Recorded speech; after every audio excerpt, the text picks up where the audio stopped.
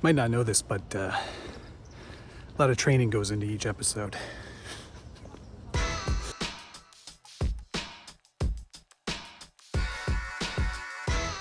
Welcome back to the Scale Builders Guild. Thanks again for watching. It's episode 94 of What's on the Bench Weekly. Tricked you.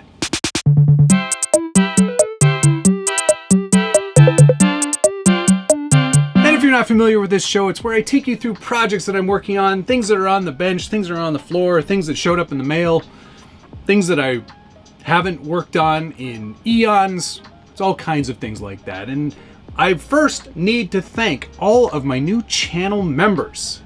It's because of you that I'm creating a lot of behind-the-scenes content and some how-tos as well. Maybe even another one coming this week. Who knows? There probably will be. But thank you to all of you. So I wanted to thank you right out of the gate, because some of you seemed to miss it last time. So thank you, all of you. It's really great pleasure to be sharing so much more stuff with you. And if you are interested in becoming a channel member and getting in on some of this stuff, I will put a link down below in the description. All right, on to the episode and what we're showing off today. You're probably tired of seeing the Ftoy. Well, too bad. Here it is again. This has kind of been cleaned a little bit and fixed since its comp in Colorado. Luckily, there wasn't much damage. It rolled a couple of times. There's a few scrapes here and there on the cage, but it's not really that bad. Even the panels seem to hold up pretty well. These ones are all fine. There's a couple of scrapes on the hood and on the roof, but otherwise, it was all in pretty good kit. The rear leaf springs, however, were not. They're already gone. They've been replaced. Now I'm running some Chino leaf springs in the rear. I had these in the bucket of stuff that I had from 10 years ago. Happy to have those back in rotation and back on a truck. They are significantly more strong than the ones that were on there. I'm pretty sure the ones I had on there were stock RC four-wheel drive ones, which are not the best. They're not the worst, but they're definitely not the best. These are substantially better. And to help protect them from getting all bent out of shape, I have added a very rudimentary anti-wrap bar. Now, a typical wrap bar, maybe you know, maybe you don't know. I mean, you probably don't because leaf springs are ancient. But a typical anti-wrap bar would have 2 points of contact on the axle, upper and lower, sort of like a Y, if you will, or actually more. No, it's like a Y because it's 2 that goes into 1. And then there would be some sort of shackle on the front to allow for a little bit more movement in this direction. But what it essentially does is it prevents the axle from rotating around. And as you can see, this is helping because this link is a certain length that can only go in one direction, up and down, which it still does quite well. But it doesn't allow for any rotation in this direction, or not as much. If it had 2 points of contact, it would be 0. But I haven't really gotten around to making one that works that way, and the front one that I had on the truck during the comp worked absolutely flawlessly as it is. So I think we'll probably just stick with this arrangement and kind of be done with it. Because really, I don't plan on comping this much more unless there is an opportunity to comp with a leaf sprung Ftoy. It doesn't really fit into many classes. So it probably won't get a lot of comp time, but needless to say, I wanted to make these adjustments and modifications so it just works better on the trails even. And finally, one other thing, Steve Price from Pricey's Custom Crawlers sent me a new set of his 90 mil shocks, which I've already added to the truck, as you can see. There they are right there. Can you see that? Yeah, there they are. And these are just mainly for show. They do add some damping, but there are no internal springs, no external springs. It's just really there to just sort of damp out the leaf spring bounce, if you will. So, yeah, works quite effectively, just like you would want it. Excellent. I have not trimmed the link mounts off of these axles, whether it's the panhard or the rear link mounts. I just haven't gotten around to it. I don't think I can make it look as clean as I could with the Twisted Fabco chassis that I'm doing. mostly because these are black, and matching those blacks are going to be really difficult, and it'll always kind of look like I did something to them. So I might just leave them as is. Although maybe I won't. It's not a very clean look to have all those link mounts. So we'll see how that goes.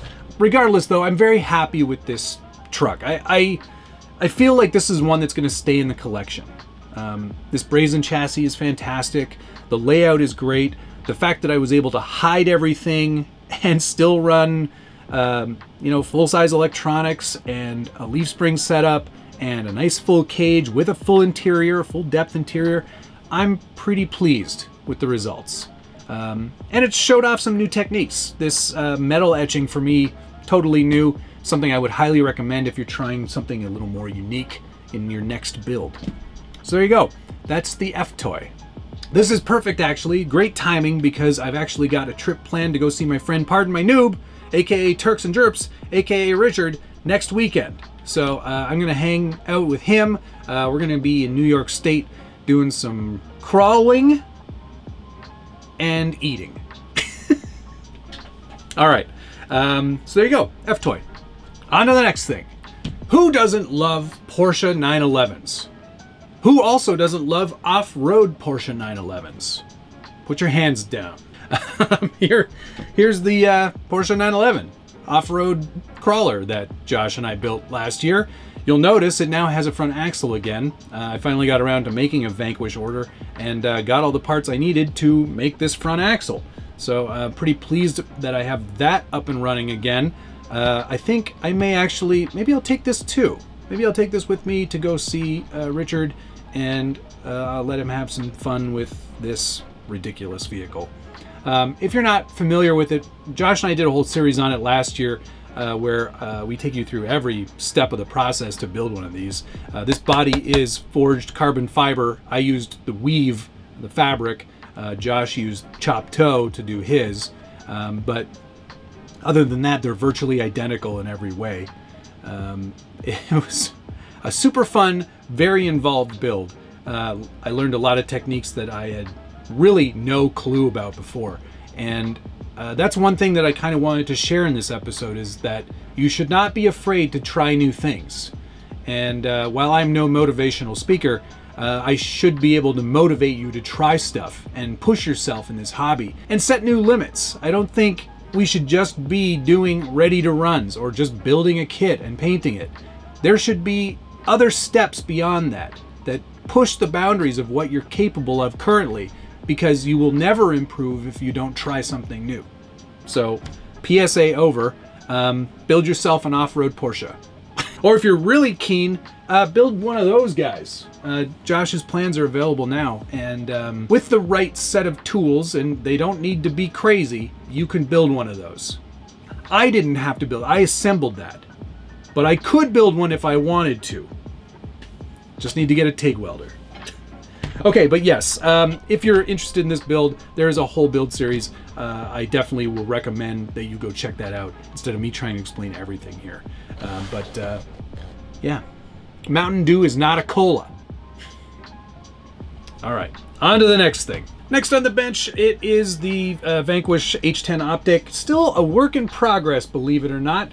It's still not quite done because I've been spending a lot of time on the James Knight animated interior, and there's certainly some progress going on there.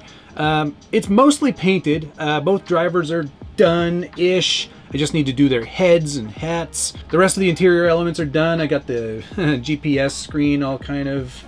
Focus on that, please. There we go. The GPS screen kind of painted up. All the dials and switches, steering wheel, shifter, all of those things are done. It hasn't been weathered yet. I'm going to do a little airbrushing to the whole thing once it's sort of in a more completed state, but it's getting there for sure. I do like how the gold suits turned out. I think it's a nice compliment to the interior. I'm thinking I might do another pass. I did sort of like a wash on the kind of the base of the interior. I think I might go ahead and do a darker gray, closer to black, just to kind of integrate it better into the whole chassis cage itself, because it probably wouldn't be a different color. So yeah, that's the next step. We'll do the heads here shortly too, and then we can call this one done. Oh, one other thing coming from James, and this is a pretty exciting piece. There is a motor and sort of fluids and battery case there as well. This is all to just sort of hide the servo and clean everything up in there. It does not interfere with the servo at all, which is great. It doesn't interfere with the transmission. It's all just drop in. The original one, James wanted you to trim this plastic part, and I was like, why would you do that? Just make it so it's perfect fit. So he took my advice on that. I think it looks way better that way. And quite a nice detailed little addition to the interior. And of course, with the panels, you're not going to see it, but we'll know it's there. I wish I could tell you more about, there's not much to really tell you about the interior itself. I am going to use mixing on the radio rather than Y harnesses. Gives you more infinite control over the heads and the steering. And if you were to do the dig shift as well, that would help. This is just, you know, it'll be simpler to wire up as well, instead of a whole bunch of Y harnesses clogging everything up in there. And you know me and wiring, not usually my best friend. So there you go. That's a look at the Optic, and that's a look at things that are on the bench. Do you think that interiors like this are worth it? Do you think having a bit of an animated interior takes away from the realism or adds to the realism? Or is it just novelty and you think it's a big waste of weight? Put a comment down below. You know I love reading through your feedback, and I try to answer as many of those comments as I can. Of course, if you're enjoying this video and you like this series, hit the like button. Subscribe if you haven't already. Check out channel memberships and ring the bell so you get notifications anytime there's a new video from the Scale Builders Guild. Psych, I'm not done yet. I actually, I spent the evening wrapping up the interior, so now it's all finished. Cut to some B-roll of the driver's faces painted. I'm actually even, I don't know if you can see this or not, I'm wearing glasses. Yeah, and I didn't cut up Lexan. I cut up this protective piece of plastic that I had here. It's not Lexan. It's just vacuum formed clear plastic. I'm not resetting that. But the reason I wanted to get this interior all done and wired up, that's because there's a whole new radio that just came out today. This is the new Spektrum iXSR. And I would say that this is most likely, their flagship model radio. Because this is, I would say, it borders on not being just a radio. It's more of a, how can I put this? It's more of an Android tablet that happens to be a radio. The great news is it is using all of Spektrum's current DSMR technology, so you don't have to change anything here or get anything new to make any of your current receivers work. They just work with this one. And I have to say, after having so much time with the Radiomaster MT12, it is a very refreshing change to go back to a Spektrum radio and see just how easy it is to set up one of their models. This is a really highly full-functioned radio, and it's so full-functioned I don't even know how many channels there are. I want to say it's a 6-channel radio, but oddly it doesn't really say anywhere in any of the documentation how many channels it has. What struck me right away was the premium feel. This thing is not light. It is heavy. You're going to want to use this neck strap attachment here for sure, because it is a very heavy radio, but they've really packed it full of features. Seeing that it is an Android-based OS, it really does give you access to a lot more interesting technology than a simpler just LCD display would typically give you. Seeing that this is, obviously you can see this full color display, there's a lot of ways to customize and a lot of ways to set it up. And not only is it a great radio, it's a really great way to connect to YouTube. You can listen to YouTube music on it. You can watch Netflix on this, I believe. It really is sort of like a little bit of everything. It's got a 10,000 milliamp hour battery. Like, it takes forever to charge on 5 volts, but it does charge via USB-C right there on the back.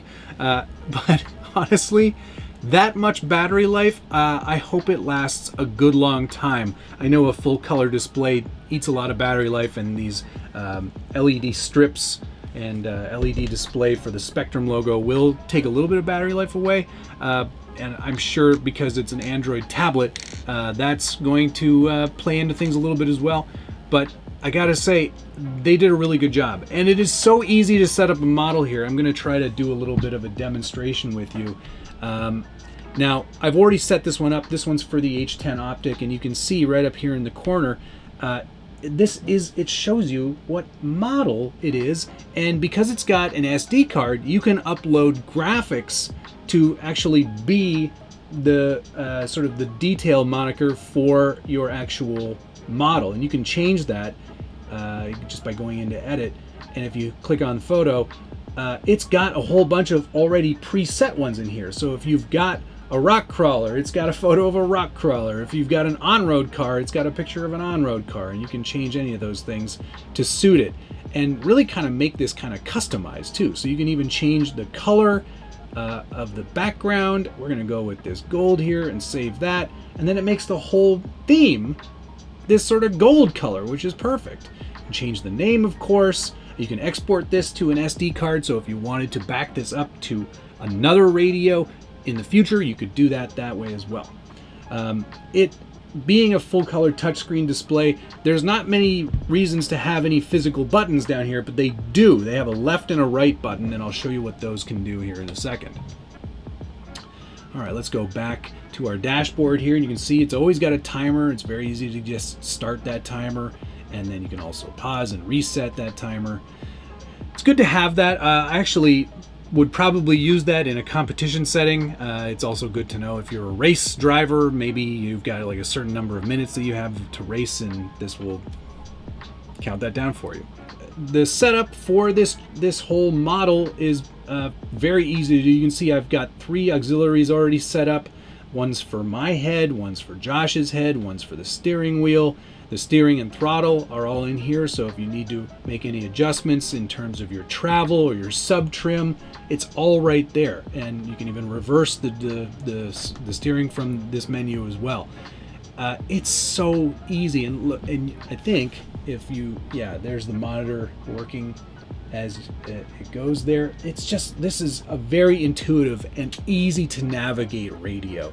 I really found this one so much easier to work with than the Radio Master. It's a lot more visual, of course, and it's a lot more self-explanatory too. But you can set up audio alerts. It's really easy because there is a binding button, so that's where you would bind to a new receiver. You can even tell it when you set up the model what receiver you're using, so it knows automatically what all the settings have to be in order to bind with that receiver. There are a bunch of drive modes. You can even add launch control if this were a drag racing setup. There is a sleep mode, so it'll go to sleep after a certain amount of time, turning off both the transmitter, the receiver, the screen, Bluetooth, etc. There's even a quick sleep mode, so if you hit that, it'll just go directly into a sleep mode, saving your battery. The best thing about this so far, which I found, was setting up mixes. Now, I've already set up all the mixes here, but I'll kind of walk you through how that works. I've set up the first one for my head turning. So it's enabled, as you can see. It's got a name, and it groups to steering. So obviously, that's how it works. And then the target becomes Matt, which is the auxiliary 1 that I've set up. And then I've set it so if I turn the steering wheel, it turns left or right based on the input from the steering wheel. So my head will turn in the right direction to match the direction that I'm turning. So much better than Y-splitting the servo. This gives you much finer control. It allows you to select how much my head turns and how little it turns. It's really quite great. The one that I set up for Josh is even funnier, which is, I think it's called MyMix 3. It should have been called Josh.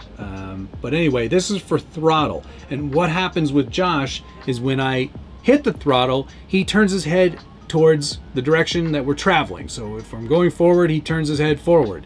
As soon as I let off throttle or stop, he turns and he looks at me. As if to say, you can't park there. really great setup and so easy to adjust everything. When it's all visual like this, for me, this really works really well. It probably isn't nearly as deep as what Radiomaster can do, but to be honest, what Radiomaster does is a little bit beyond what I typically would need, and I'm already finding that this radio is going to work a lot better for me. Of course, there's a monitoring screen as well, so you can see all of the inputs and how all of those mixes are affected by your inputs. There's throttle, so you can see Josh's head would turn. Doesn't do anything when you go in reverse. But in terms of the feel of the radio, it's pretty good. The wheel is a little further away than I would like for actual one-handed driving. I feel like this is going to be more suited to more of my comp vehicles than it is anything else. The wheel feels great in the hand. The spring is really nice. The trims have a good satisfying feel, and I've turned the volume down slightly so it's not so in your face. But where this thing really starts to come alive is when you get out of just the standard when you get out of the Spektrum interface and into the Google interface, you can see you've got all of your apps just like you would typically have on your smartphone. There's Netflix, YouTube Music. I use all of these, and because it is Google based, I basically sign in with my Google account and everything syncs to this, which is pretty cool. I'm not sure if Netflix actually works, but yep, I guess it does. And we won't be able to show any of this content because, of course, it will give me a copyright strike. Cars. I wonder if it's on here. It's not. Pretty impressive that it has this, and in fact even a full screen mode. So you can watch your own videos on your radio. So it's got Wi-Fi, it's got Bluetooth connections, it does have that SD card, so it's pretty much infinitely fillable with apps. Pretty impressive stuff. Oh, I forgot to mention, turn me off. For the light, this obviously there's light bars on here, and you can change the color to whatever you like. It defaults as the Spektrum orange. Is that right? Yeah, that's the correct one. But what also is kind of interesting is that they include a flashlight on the radio, so it's not mega effective as a flashlight. It's sort of like there's an LED in there, but it includes one. Yeah, so there you go. I mean, I'm quite literally just getting started with this radio. It is very deep, but it is very cool. And they do include a number of adjustments for not just the grip, but also for the actual wheel placement. So that's something that I'm definitely going to investigate. If you are a left-handed driver, you know, if you use it this way, you can change the wheel to the left-hand side, and then it's got little covers to cover the area that you just removed it from. It also includes a Spektrum SR515 receiver, which is great because those aren't exactly cheap. A USB cable for charging. A bunch of springs and screws to change the fine adjustment on the throttle. It also includes another wheel. This one looks to be pretty much exactly the same. Might just be, maybe it's smaller. And also a couple of angle changers for the actual steering wheel itself. And I'm going to try one of those here in a second. But very full-featured radio, certainly the future of what Spektrum is going to offer. I know a lot of people were looking for an open-source radio, but I honestly, I don't think that they would do that because they've got a lot of money invested in the smart technology. They're going to keep pushing that forward. Anyway, let's get that wheel angle changer on there, see if it makes it any easier to do one-handed driving, and then I'll give you a quick little demo of how I've set everything up on the Optic. Alright, so as you see here, as I turn the wheel left and right, I'm steering and I'm looking as I'm steering. Very safe, very, very safe indeed. But that just works so great, doesn't it? I love the mixing capability there. And as I throttle, Josh moves his head basically to say, yeah, that's good, keep doing that. Well, you can't park there.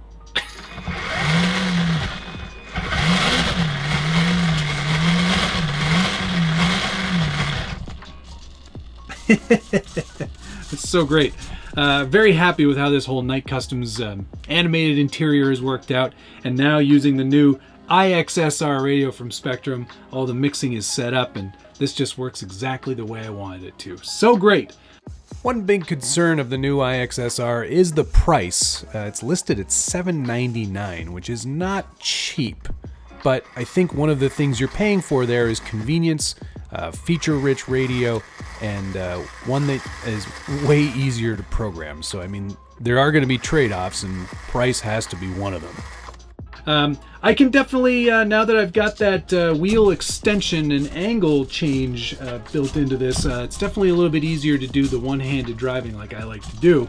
So we'll see. We'll put this through a bit of a long-term test, and we'll see how well it holds up, and if I discover any new features. Anyway, if you're interested in one of these, there will be a link in the description down below where you can pick one up. Today is the release day. Always seems to coincide with what's on the bench. Perfect. All right. I think that's going to do it for today. Thank you so much for watching. And of course, thanks to all the channel members for supporting the Scale Builders Guild. We'll see you again next week.